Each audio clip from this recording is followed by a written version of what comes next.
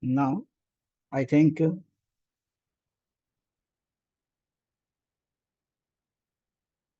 let's start.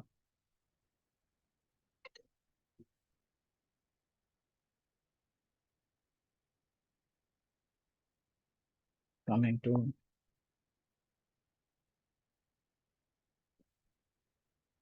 as we discussed in the earlier class, uh, the conjugate.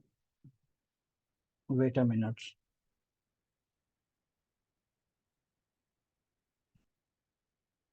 About the conjugation. So today we will see some verbs and their endings, how the verb formation, the verb structure, the basic of conjugation.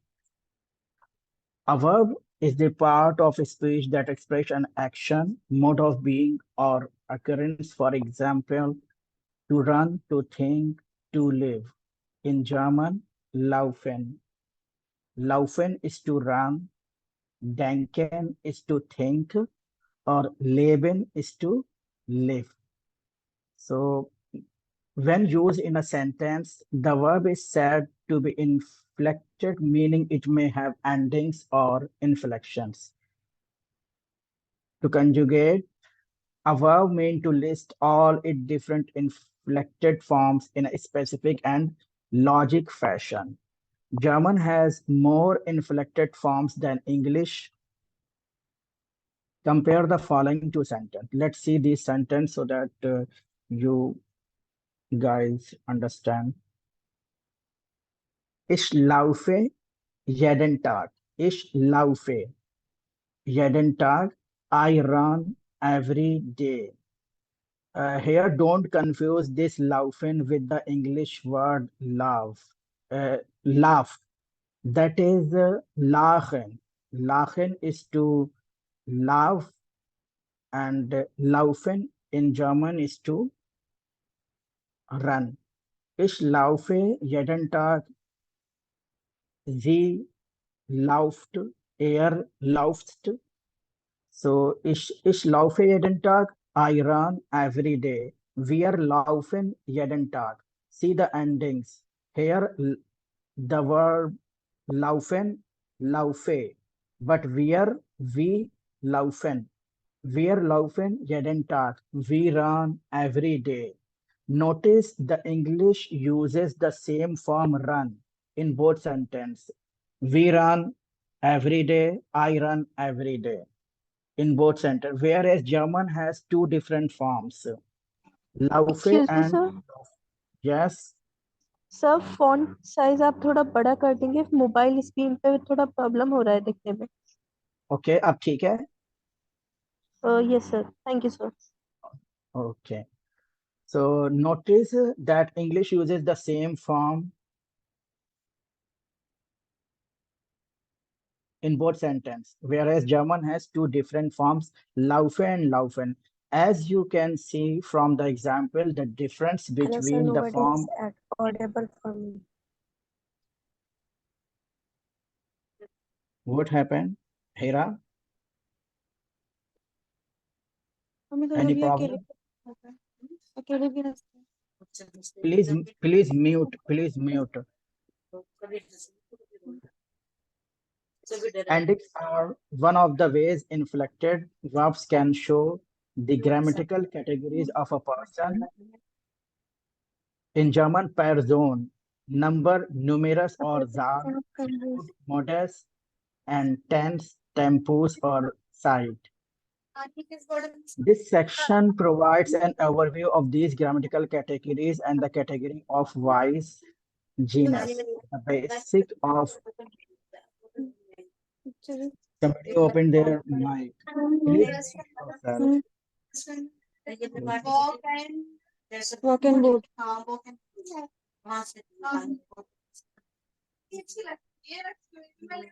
सिफर ये भाई bottle सी दे खरीदी है दो। लेकिन उसको plastic में आ रही है ना। इनमें नहीं आ रही। हाँ। Please mute your mic, it's Sir, disturbing. sir, please kindly share the screen. I'm already sharing. Please mute yourself. Sir, I have already muted, but I am not able to get your screen or share screen. It is visible for us, sir. Maybe she is The facing screen issue. is visible. Try rejoining.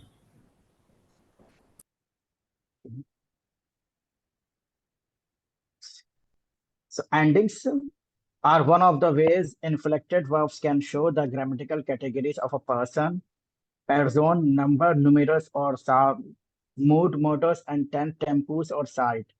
This section provides an overview of these grammatical categories and category of voice. The basics of German verb conjugation are also presented. Person and number. The grammatical categories of a person and number are features of both nouns and verbs in German. Number can be either singular or plural. Please listen carefully. Numbers can be either singular or plural. A noun or a pronoun is a singular and it refers to a single person of or thing. For example, I see the house or Mr. Smith. A noun or pronoun is plural if that refers to more than one person or thing. For example, we, they, orchids, or the furnaces. The verb in a German sentence agrees with the subject noun in that sentence. If the subject is singular, then the verb must be singular form. If the subject is plural, the verb must be plural. For convenience and efficiency, pronouns are used in the conjugation table of this book. Let's see. Now here you can see for first person ish, second do in nominative form. In accusative, ish become mish, and in dative form, ish becomes mere, and genitive minor. For second person, do will become dish, do for you, and in dative form, it will become dear and diner. So I will share this PDF and you can see this chart and let's see some more examples.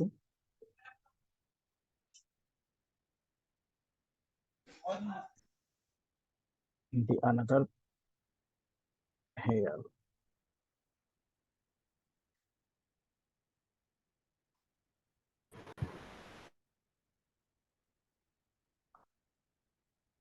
Now, see here,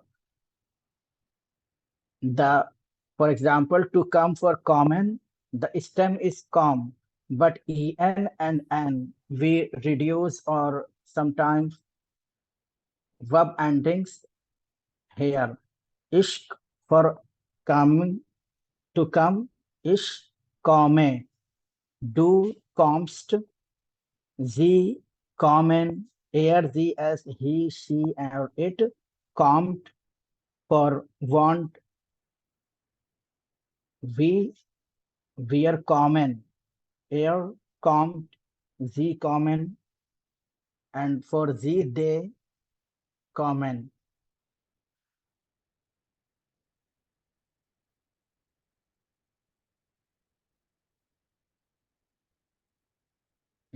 A verb with its ending is called a finite verb, as opposed to an infinitive which does not have a meaningful ending. This is an important grammatical term and you will find it quite a few of the units.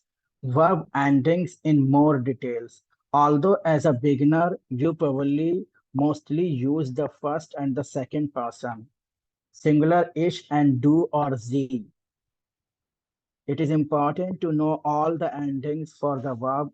Here they are in more details. Now coming for ish, the first verb. For the first person singular, you add e to the stem. Ich verwohnen, to live. Ich wohne in Frankfurt. Now here they add a E. Ich wohne in Frankfurt. I live in Frankfurt. Ich spiele. To play for spielen, just they add E. Ich spiele guitar. I play the guitar. You for singular. There are two forms of address in German, the informal and the formal. If you are addressing one person, the informal address is du and the formal is sie. As I told you in the first or second class that the people to whom you are familiar with or some younger person, someone you are talking to your youngers, you can use do form. But for strangers and the people you are not familiar, so the German used Z form. So here you can see that formal is Z always with an initial capital letter. The ending are the see this. For wonen, just add won and st and en. Let's see the example. Woher kommst du? Now for common, they simply they took the stem com and added st. Woher kommst du? Where do you come from? This is informal. Why? Because the center you are talking to someone you are familiar, and here you can see they use z. Do. If they use z, then it is formal. Wo wants do here also to live wonen. They just took the stem word won for wonen and add st. Wo wants do, where do you live? Woher kommen Sie? Now see this. That the stem com and en common. Woher kommen Sie? Where do you come from? This is a formal sentence. Wo wohnen Sie? Where do you live? It's also a formal. Now coming to er, sie, es, he, she, or it. Er, he, sie, she, es, it. To talk about a third person or thing, you use er for he and z with small s for she and s for it in a German and add T to the stem. Now for these word he, she, it, what they are saying that you simply took the stem and add T. Er spielt tennis. He plays tennis. Woher kommt sie?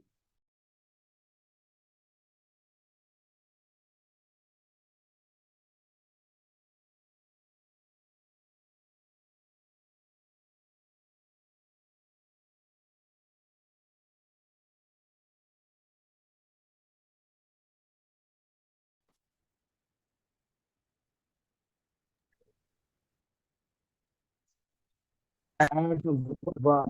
This in the plural form, they simply add the whole verb with the en. Overall, the plural forms are much easier to learn. Where takes en, the whole form, to the same form as most infinitives. Wir wohnen in Köln. Wir wohnen in Köln. We live in Cologne. Wir lernen Deutsch. Wir lernen Deutsch. We learn German. For the plural form, er and sie, you form. As for the singular, there is an informal er and a formal way sie to address more than one person. These take different endings. Let's see the examples. Wo want er. E-I-H-R. Where do you live? Wo want er? Where do you live? This is plural and informal form. Was macht er here? What are you doing here? Wo wohnen Sie? Where do you live? Plural formal sentence. Was machen Sie here? What are you doing here?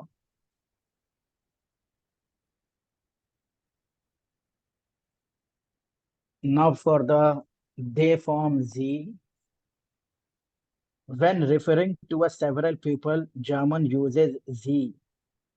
Again, spelled with a small s, you have to add en. Und woher kommen Sie? And where do they come from? Und woher kommen Sie?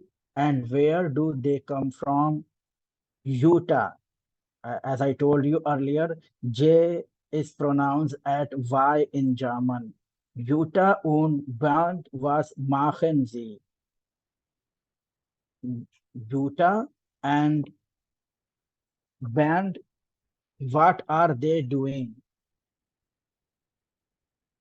Uses of Z. When you start learning German, you may be confused by the different meanings of the word Z. Now they are telling the difference. Z with a small s can mean either she or they. Based on the sentence structure or based on the context, you will understand. Z with a small s can mean either she or they. Z with a capital S is used for formal you in both singular and plural. The verb endings for they and singular and plural form you are identical. One present tense in German.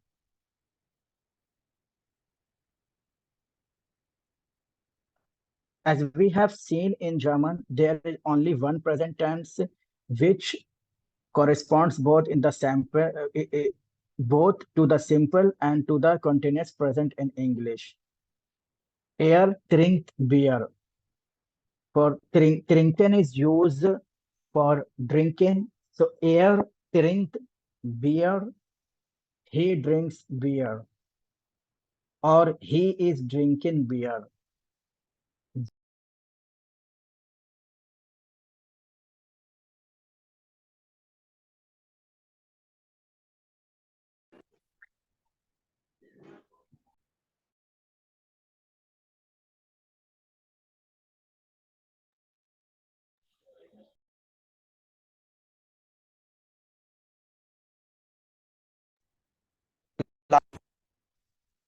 Spelling variation or their stem vowel changes. We will see this in unit 3. For sein and haben, to be or to have a particular irregular. We will learn this in unit 2. They are just telling, and when we start today, we will complete unit 2 and then tomorrow unit 3 and 4. So we will come to this later, okay? And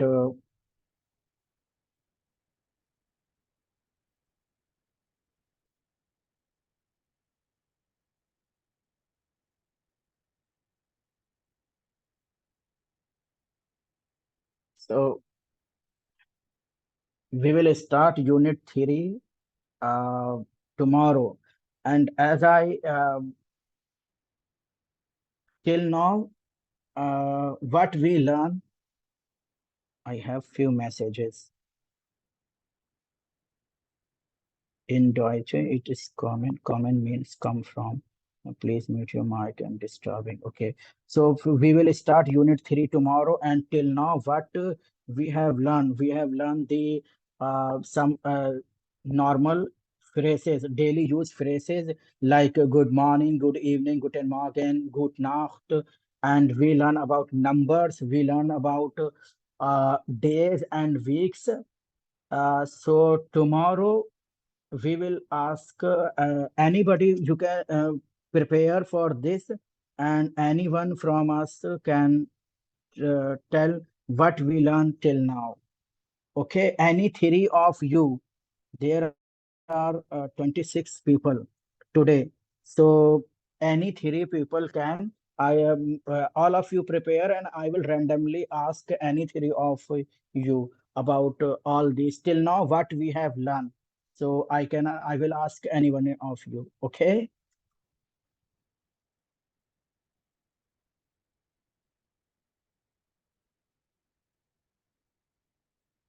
ठीक है, फिर कल class लेते हैं, and I will ask whatever we learned till now.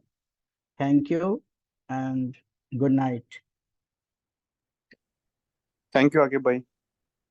Okay. Thank you, sir.